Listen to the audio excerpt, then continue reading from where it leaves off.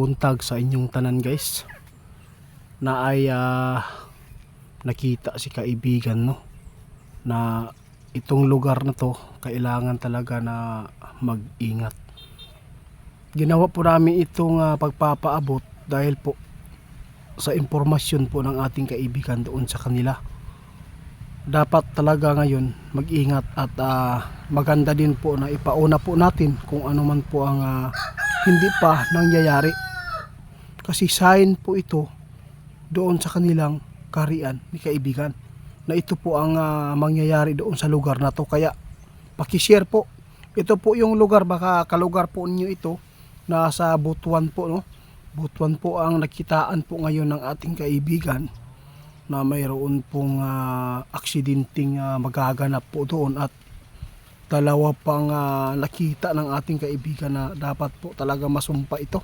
Kaibigan ninyo, Diyos ko po.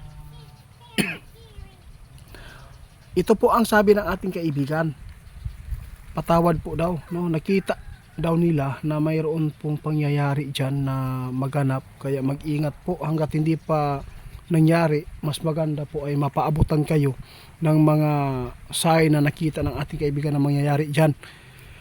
Mag-ingat po kayo sa aksidente po dyan no, kasi ito po ang nakita ng ating kaibigan. At ito pa yung isa, may mangyayaring sunog po daw dyan, pero kahit hindi man ito malala, kailangan pa rin natin na ipaabot, kasi kapag ang apoy talaga, pag naumpisa niya, pwede yan lalaki at lalamunin ng apoy ang mga kabahayan nyo, kaibigan.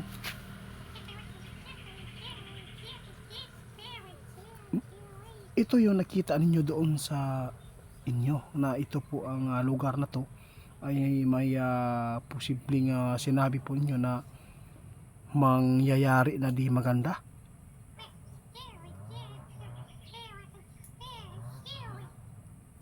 Naku po, ito po yung nakakatakot na pangitain no, kapag ganito po no.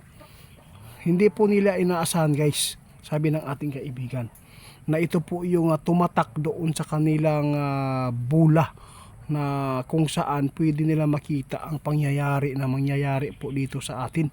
Kaya ito nga Butuan na to ay nakitaan po ng ating kaibigan na kailangan din po maghanda at mag-ingat. Kung mayroon man kayong mga bata dyan na mahilig maglaro ng mga posporo o paputok, mag-ingat po. Huwag po kayo basta-basta ngayon na ang mga bata na pababayaan lang ninyo, kasi isang apoy yan, pwede yang kumitil ng bahay na marami, di ba?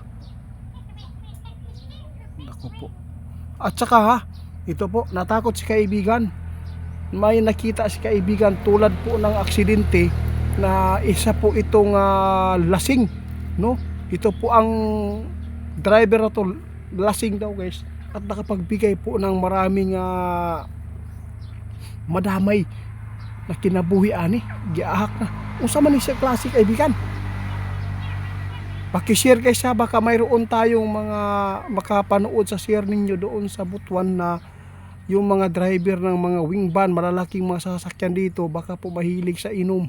No, wag po kayo pilit mag-drive mga idol, kasi nakikita ng ating kaibigan ngayon, masama po itong ipinapaabot namin, kasi alam po nyo ang sabi ng iba, baka sasakyan po yung mga sinasabi ng mga kaibigan, pero wag kayong maniniwala ng ganyan.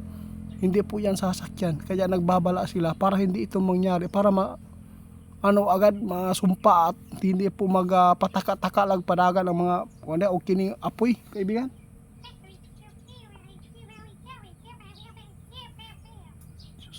Pastilan, nakakatakot naman po ito kaibigan. Po ito ang mangyari.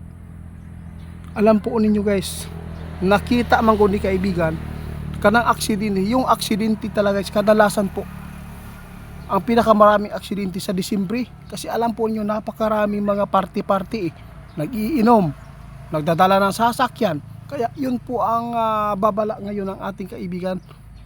Isa po dito ang nakita ng ating kaibigan na lugar na ito ay may pangyayaring hindi maganda. Sana po ay matulungan natin ito ma-share para yung mga tao, mga driver dyan na walang disiplina, kahit driver nag-iinom, marami pang madadamay ng mga pasahero nito.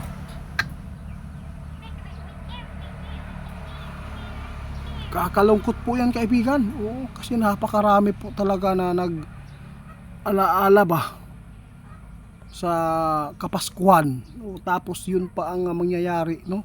Kailangan talaga hanggat hindi pa nangyari, ipapaabot natin para hindi ito mangyari. Wala kaming intensyon guys na manakot, kasi hindi po basta-basta itong ipinapaabot po natin, dahil po buhay ito nakataya, at saka hindi po kami gusto na mapapahamak ang mga kapwa natin ng mga Pilipino. Kaya si kaibigan nga, hindi natin grabe po talaga ang kanilang pagmamahal po sa atin guys, no? Sabi ng iba, mali man daw yung ano ko, kasi nakikipagkaibigan ako sa mga ganito. Hindi naman po sila nagtuturo ng masama, mga idol. Kung nagtuturo ito mga kaibigan natin ng masama, isapuwera natin yan. Pwede natin yan na buhusan ng asin para lumayas. Pero nakita natin wala naman pong mga ginagawang mali, no? Ako po ay magpapaabot na naman uli. Paki-report po sa FB page ni Ghost Hunter 88 Fans, at saka Ghost Hunter 88 Fans sa 2.0, siya po pa rin yan. At saka ni Saudi Boy, no, doon sa TikTok. Paki report guys, salamat.